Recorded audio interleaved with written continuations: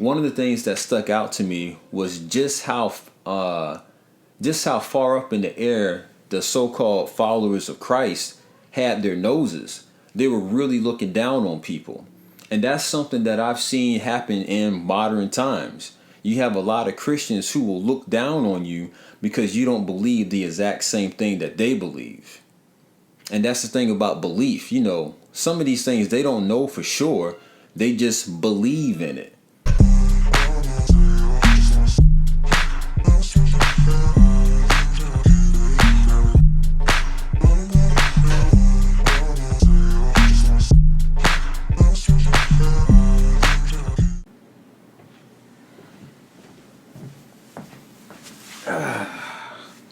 What's going on, everybody? Hello, and welcome to another episode of Ron's Library and Ideas.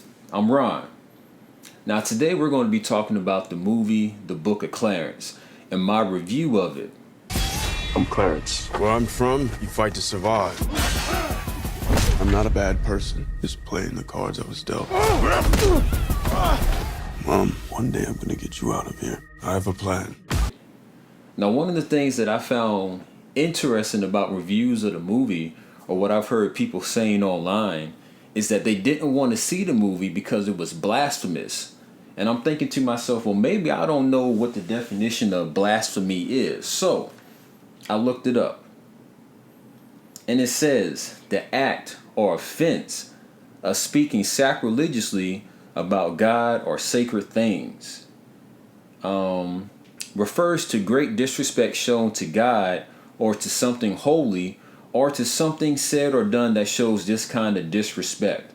Now, this movie doesn't do this at all to me. Now, it does show would-be Christians in a light that they may not find flattering. That's one thing that stuck out. But getting back to the beginning, visually looks very good. They did a wonderful job with the casting. Lakeith Stanfield did an excellent job. They just had, just some beautiful people in this movie. His love interest in the movie, beautiful dark-skinned sister. And we don't get enough images of ourselves being portrayed as something that's outside of that stereotypical role. So it's surprising to me that it has made like only $4 million in its opening weekend. Now, some people will call that a flop because they spent more money making it than what they've got with their returns. So that's interesting to me because we do complain about always seeing ourselves in a stereotypical manner. Like we get a bunch of slave movies or a bunch of movies where we're being portrayed as ratchet or thugs. But now we have something that shows us in a different light. So I encourage you to go out and see it. Now, honestly, I wasn't very interested in the movie just because of the previews. I didn't really know what the movie was going to be about. But I listened to the album soundtrack the movie soundtrack when it came out, and they did a very good job on that. I was like, oh, this is some good music. That made me want to go and see the movie.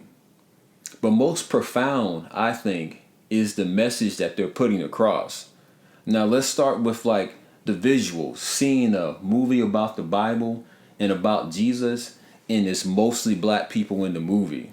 Now, I know to some people, when they think about Jesus, they have an image of a blonde hair, blue-eyed white man. But that's not what they show you in this movie. They actually portray Jesus as being black. And I think subconsciously, to a lot of people, that's going to be a turnoff because we've been used to seeing, Jesus depicted as a white man. I think that's interesting. Because as soon as you say, well, the Bible does say he had skin like burnt bronze and hair like wool. So they'll think, well, yeah, it says that, but that can't be a black guy. We've been programmed so long to think of black people as being less than. So when you see us portrayed in this different light, it bothers some people. So to give like a quick premise of the movie, you have Clarence. He's the main character. And in this movie, he has a twin brother who's an apostle of Jesus, but his twin brother and the other disciples look down on Clarence. Now, Clarence is like out here in the streets of Jerusalem, hustling, trying to make a way. I thought it was funny that they made him into a weed dealer. Like, that's kind of stereotypical, but he's out here trying to make a better way any way he knows how. So he owes money to, I guess this guy would be like a loan shark or something. And if he doesn't get him his money, he's going to wind up being dead with his friend Elijah. So his idea is to, well, I'm going to become the 13th apostle. So he goes to his brother and says, well, let me join you guys. And they laugh at him because they know that he's not a true believer. Now, here's another thing that may seem blasphemous to some people, but Clarence, at the beginning of this movie, he doesn't think Jesus is a Messiah. He thinks it's all just parlor tricks.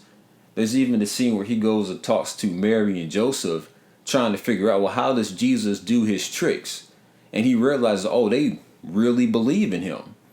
So one of the key tenets of the movie is that knowledge is better than belief. You don't have to rely on belief when you can actually know for yourself. And that's actually a tenet of Gnosticism. Now, the Gnostics were a group of people who believed that you can have a first-hand experience of God, so you don't have to rely on somebody else.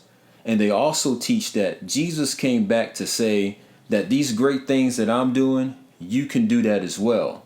And not to give too much of a spoiler, but there comes a time in the movie where Clarence does something that's miraculous, and he doesn't have to believe anymore. He knows God is real. So that's like the overall message of the movie.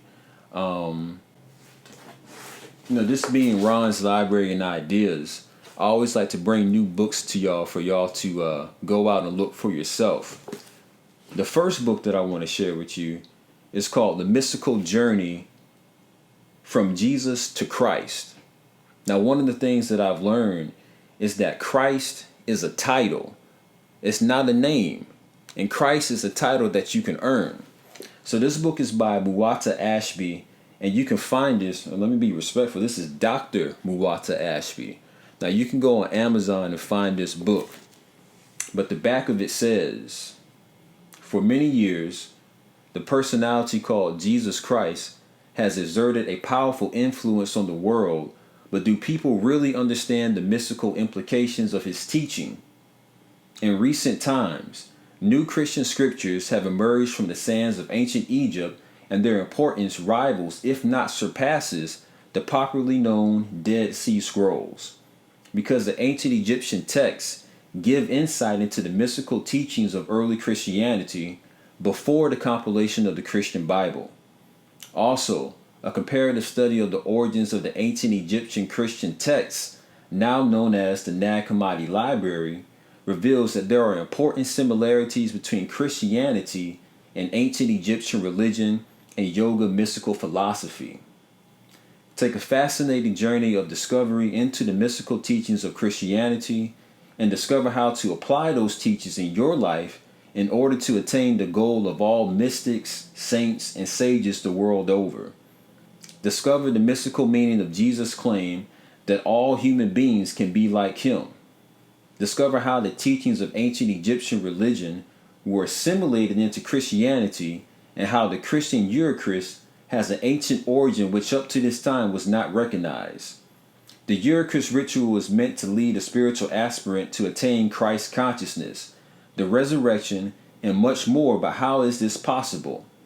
How can the Christian teachings move from being myth and ritual to the exalted state of mystical experience? What is the true mystical meaning of the Christian Trinity, and how does it apply to the life of every human being in order to achieve the heights of spiritual experience and more? So like I said, Christ is a title that you can attain. I've also noticed is that they do a very good job of trying to say that the Egyptians weren't black people or they weren't melanated beings. And the reason for this, to me, from my understanding, is that they don't want you to associate those people with yourselves. They want you to think, okay, that was somebody else who did this. This is not me. Because if you realize that these people look just like you, that these are your ancestors, well, you may start to believe, well, why can't I do the same things that they were doing? There's a lot of effort put into disassociating you with your historical past. Now, in the movie, one of the things that stuck out to me was just how far up in the air the so-called followers of Christ had their noses. They were really looking down on people. And that's something that I've seen happen in modern times. You have a lot of Christians who will look down on you because you don't believe the exact same thing that they believe. And that's the thing about belief. You know, some of these things they don't know for sure. They just believe in it. And like Clarence says in the movie, knowledge is better than belief. You can have a first-hand experience of these things. You don't have to rely on somebody else. Now, another thing that's interesting to me is that in the movie, Clarence has a twin brother whose name is Thomas. And Thomas actually has a book in the Nag Hammadi Scriptures. It's called the Book of Thomas. This is a conversation between Jesus and Thomas. And there's somebody listening who's taking note of this. And it says, the intelligent person is perfect in all wisdom, but to the fool, good and evil are the same. The wise person will be nourished by truth and will be like a tree growing by the stream of water. Some people have wings but rush toward visible things that are far from truth. The fire that guides them gives them an illusion of truth. It will shine on them with a perishable beauty, and it will imprison them in dark delight and capture them in sweet-smelling pleasure. And it will make them blind with insatiable desire, inflame their souls, and will be like a stake that is jammed into their heart and can never be removed. So when Clarence decides that he's going to fool people into thinking that he's the Messiah, he's doing very cheap parlor tricks to make people think, oh, he's performing miracles. But he gains a following of people. You know, it's not good to be easily led astray. You should have a questioning mind. You should be able to say, well, let me go out and, see if this is real for myself, instead of just taking somebody's belief for it. Because that way, you won't be led astray. Like, I think about some of these so-called mega churches and the things that they get up to. Bishop Eddie Long, before he died, it was revealed that he was out here messing with young men. And now we have these rumors about T.D. Jake being at parties with Diddy. And we always hear stories about the type of things that go on at Diddy parties. But these guys, these two men, have had a lot of followers, being led blindly. So you really got to be careful about who you're putting your faith in and who you're following, because they can lead you astray. Clarence had a lot of people following him in that movie, and he was faking it until something miraculous happens and he's like, oh snap, this is actually real. And I think that's also important to note, because that miraculous thing that happens to him in the movie, that's not supposed to happen. The church teaches that, well, it was just Jesus that can do these things, and you have to believe and worship him in order to get to heaven. But according to the Nag Hammadi Scriptures, knowledge is the thing that's going to make you able to do the same things as Jesus. So this is something else that I think you should go out and add to your library. The Nag Hammadi Scriptures. Also of note, when they talk about knowing, that is tied to the Gnostics and Gnosis. Now, the Gnostics were a group of people who believed that I can have a first-hand mystical experience of the divine. I don't have to rely on somebody else. But that was at odds with the Christian church that was coming around, so they had to make them seem like they were crazy and do away with them. But this is one of my favorite books on Gnosticism. It's called Gnosticism, New Light on the Ancient Tradition of Inner Knowing. And this is by Stephen A. Hollier. I guess I'll read the back of this so you can have like a quick view of it. Now this says, the Greek word gnosis means knowledge. And what's interesting, in the movie, Clarence goes to a place where they're smoking opium, and he has this idea. You see like this light bulb goes off on top of his head. And it's interesting to note that that happens to him twice, at the beginning of the movie and at the very end. But at the very end, it isn't induced by drugs. It's just like a natural thing that comes to him. But continuing on. The Gnostic worldview developed alongside Judeo Christianity 2,000 years ago. But while Christianity emphasizes faith, Gnosticism emphasizes a state of consciousness for knowing God directly, an aim which mainstream Christianity finds heretical.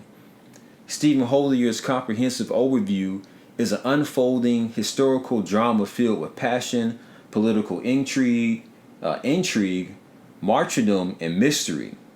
It also reveals Gnosticism as the indigenous mystical tradition of the West. Now, that's like I said, they believe that you can know this for yourself. You don't have to go through anybody else.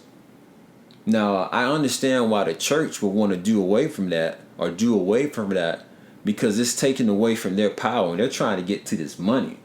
Money equals power in this world.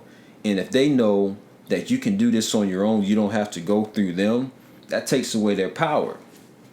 So continuing on, we learn about the Gnostic view of the divine in the manifest world, good and evil in the essence of the human soul, the Gnostic Christ as the messenger of light and the guide to sacred mysteries, Sophia, the Gnostic archetype of feminine wisdom, the scriptures, sacraments, and rituals of Gnostic religions such as the Mandean holding secret wisdom traced back to John the Baptist, the Manichaean, founded by the great 3rd century Persian prophet Mani, and the Cathar, the glorious and persecuted movement in medieval southern France. Gnostic literature and its influence on cultural giants such as Voltaire, Blake, Yeats, Hess, Melville, and Young. Gnosticism West and East, which constitutes a Gnostic, and how Gnosticism can guide us into the 21st century. One of the things that I've heard today is that, our universe or our world is traveling around the universe. And as we move away from the cosmic center or that great sun in the center of the universe, that's when we fall deeper and deeper into ignorance. Like this has been like a 2,000 year journey for us in this state of ignorance. And while we're in this state of not knowing, that's when prophets have to come back like Jesus to show us the way. But once we start moving back towards that center, which we're doing now, you don't need prophets anymore. You can know this for yourself. It becomes very matter-of-factly. Like imagine somebody coming up to you as an adult and telling you, well, this is how you use the bathroom. And they're explaining it step by step. And they're serious. You look at them like they're crazy because I know how to use the bathroom. I don't need help with this. It's the same way with that mystical knowledge. You can know that for yourself. And that is the main message that comes across in this movie. Knowledge is greater than wisdom. Knowledge is greater than belief. Belief is one of those things that's very fleeting. I heard this story about a pastor in South America somewhere who convinced his congregation that his semen was holy milk. So every Sunday he was coming to church and getting filleted by the woman of the church. Now I know everything is based on point of view. And in his mind, I'm sure he's like, yo, this is the best idea I've ever had. Imagine that I get to go to church on Sunday and I have the pick of the woman in the congregation to come and, give me some oral sex. Yeah, that's a great deal for him. But somebody on the outside looking in, like imagine that's your woman going to church every Sunday and you ask her, how was church? And she's like, yeah, it was all right. That's random, but that's life. People can be easily led astray. And that's something you really have to be careful of. So if you haven't seen it, go out and support this movie. We need to support the movies that show us in a different light than what we're used to seeing. Because this is going to go out into the world and it's going to put some ideas out there. I think there's a sense of jealousy when it comes to the melanated people of the world. Because they know that when God first decided to express himself down here, he decided to do it as the black man and the black woman. You can't get around that. The first people on every continent look like the black people that you see around today. And there's a reason for that. Well, this movie didn't really show me anything new. It's just reinforcing something that I was already aware of. And it's good to see. It's like, okay, so we have some people in Hollywood, some filmmakers in Hollywood who are aware of this information as well, and they're not afraid of putting this out. Let me look up the name of the guy who directed and wrote this movie, but it's a black man, and I think that's important. Let's see, the Book of Clarence.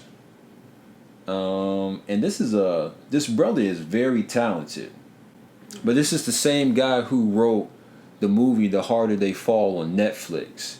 And it's great to see talented brothers out there who are able to express themselves, because he's a main producer on the album as well. When The Passion of the Christ came out, a lot of people went out and saw that movie, and like they were in that movie crying. But it gave us that traditional view of Jesus. I grew up in the church St. James AME in Savannah, Georgia, and they have you have the main church, and on the side of it, on the same building, but you have a chapel, and inside that chapel they have this big painting of a white Jesus coming up outside of the ground. Sitting there chilling, like, looking up at you. And, that's the type of image that I used to see as a child. So, I grew up thinking, well, yeah, Jesus is white. It wasn't until later on in life that I came to that realization, or that I was taught something different. And then, another thing that people will say, well, his race doesn't matter. But if that was true, they wouldn't have changed it in the first place. They would have just shown him depicted as he already is. Now, what I find fascinating is that you can see pictures of Mary, like the Madonna and Jesus, at the Vatican in Rome, and it's black. It's a black woman and a black child. So it's like, if the Vatican knows this is real, why are they putting out something that's contrary to that? Because that is a means of control. Controlling this idea of what your image is and how you view yourself.